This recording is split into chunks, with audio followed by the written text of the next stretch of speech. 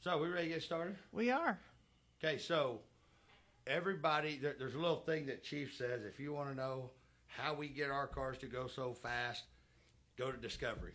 Actually, you don't go to Discovery, you come to Reaper's Podcast, because I got Mike Duffy, who has touched, worked on, helped out everybody in the 405. Matter of fact, when I said that this morning when we were talking on the phone, he goes, he said, well, that's nice for you to say that. I said, think about it, Mike. Name one guy in the 405 that you have not helped in some way or another, whether it's advice, set up on the car. I mean, nobody knows. Well, everybody knows it because I've said it. You and Chris Bales took Chuck's car to number one. At the end of the day, you built that car. You built it with what you had, and you took a number one of the hardest. Kind of pissed me off about that, by the way, Duff. I was trying to brake. I was trying to get a 3G pull on the street, and I was at like 2.8, and you come out there and fucking go 3.1. Yeah, Chuck's car was built with the intention of street racing in mind. That's all it was built for. In fact, I know he didn't have any power out back for the rest of you guys, so it's a 60-foot race car. That's all it was intended for, and it's about all it still does. Just 60 foots, because he just doesn't have it out back with the big motor cars. Not yet, anyway. So, how'd you get started doing this, Mike?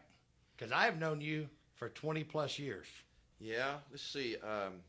I've been in race car business as my sole proprietorship for 31 years.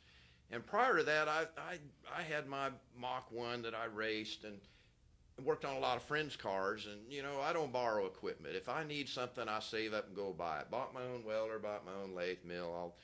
And the next thing you know, the mechanic shop I worked at closed up the door, but I still had race cars to work on. So in January of 1989, I was in the race car business. Been there ever since. Hadn't looked back since. So you have a specialty in building cars. You built full-blown start to finish cars, and you've done, what is it you call that when somebody brings you a car that don't work? Well, here the last few years, my niche has kind of become what I call remodels, and it's usually a car it'll be a nice car maybe, but it's just got problems. Rattles the tires, spins the tires, won't work, drives crooked, drives stupid. And they've bought a lot of expensive parts and put on, but these parts may not be orchestrated properly. And so I get them in, and I've been quite fortunate to have a clientele that lets me just do whatever I want on the cars. And over the years, I've kind of developed the knack for knowing what to do to them, and we fix them. And you wouldn't believe some of the problems we see. It's really kind of surprising. I've learned to not expect anything. You're always going to find something new. Find some new problem you've never seen before. Some new virus. There'll be these race cars, they get a virus, and sometimes it's unknown till you discover it, Mike has the same theory that I do about what you put into these cars.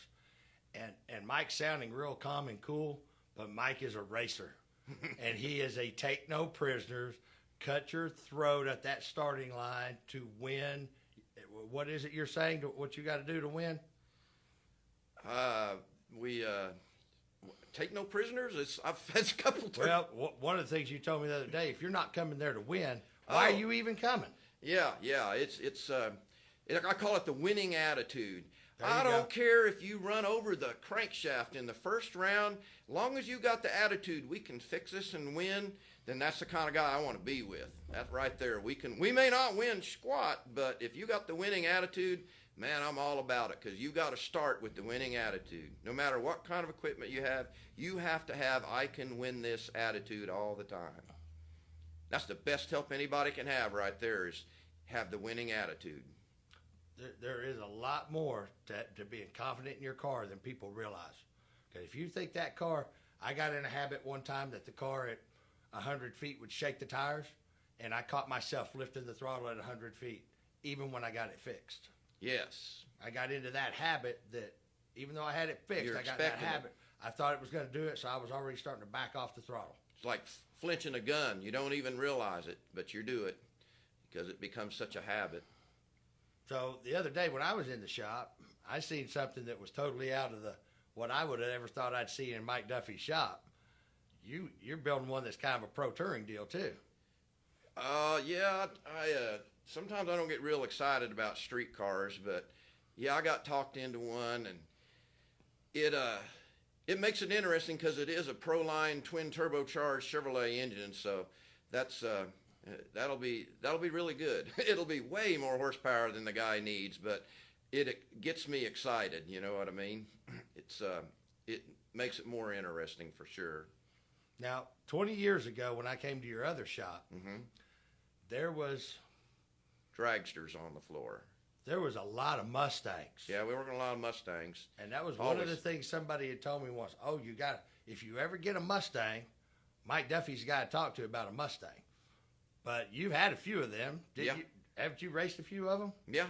Oh, yeah. I've got the opportunity to drive some of my customers' cars and even have them live at the shop as I call it a free race car. I'm here to tell you, there's nothing free about a free race car. That's the most expensive undertaking I've ever been involved in. Don't anybody tell you got a free race car, because you don't.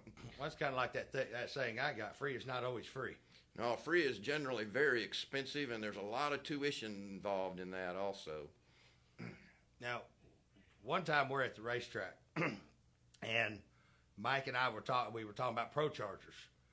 And something that Travis Quillen told me, he said, everybody thinks a Pro Charger pulls from the front. He said, they don't. They pull from the back. And how did you discover how a Pro Charger pulls air into a car? Well, a Pro Charger Remember your buddy that was at Thunder Valley? Yeah, we had a car we were struggling with. It was a remodel. It was a car a guy brought to me, and I finished it, built it. And, it's a one-piece front end, and it's sealed up tight, and this car sat really low to the ground. Pro Chargers were still a little new to us at the time. Well, this car had a surge problem going down track, a boost surge. It's a 5-speed car, and you're kind of thinking, EFI and clutch this, clutch that. The surge would actually affect the way the clutch worked. Well, one day we're out in the pit in the field, and the grass is really tall.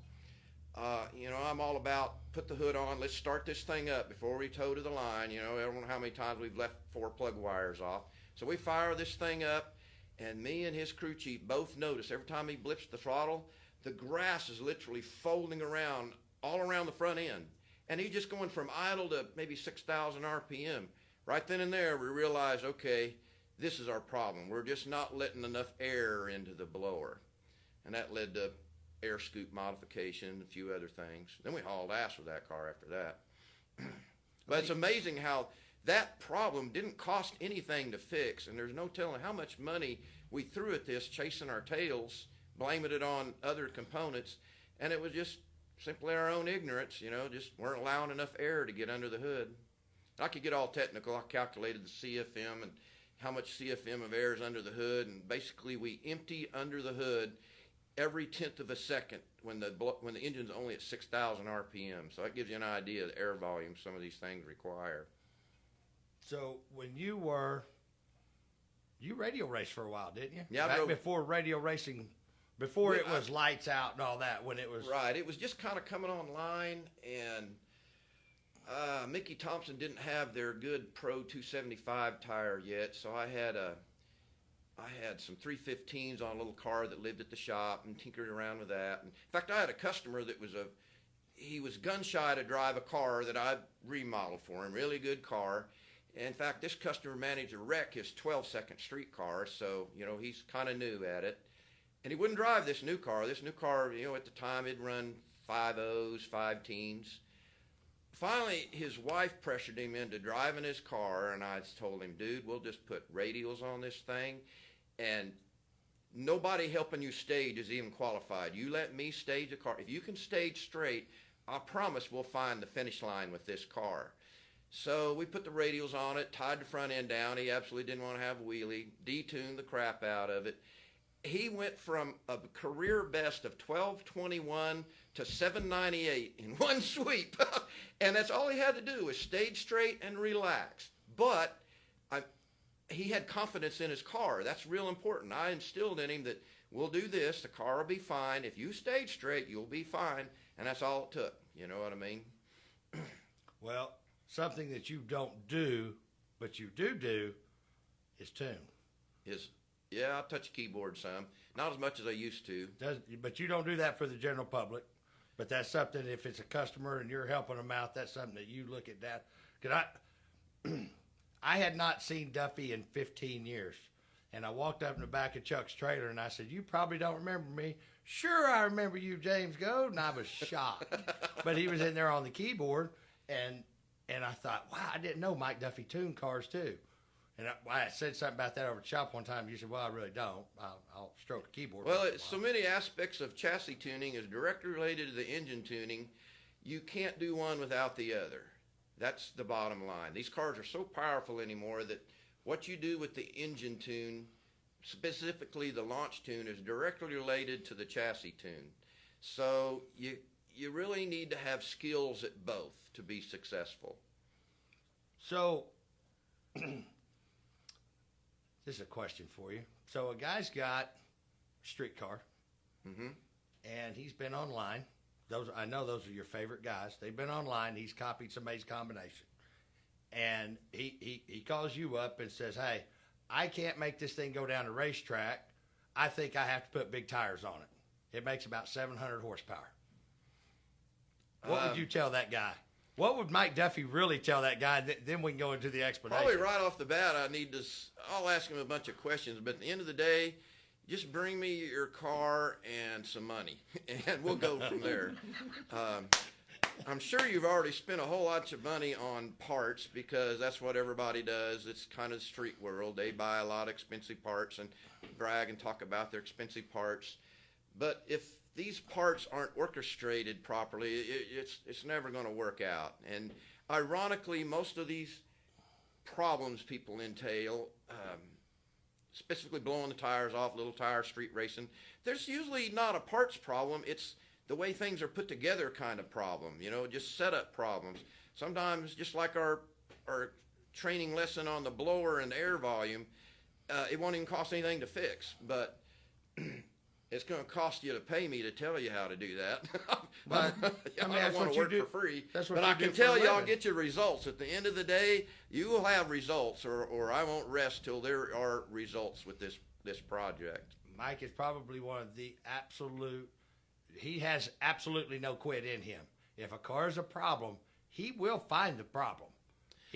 Yes. There may be some wrench throwing. There may be a lot of racetrack tuning. Because it's not even about Duffy making money. Of course, I have to make money, make a living.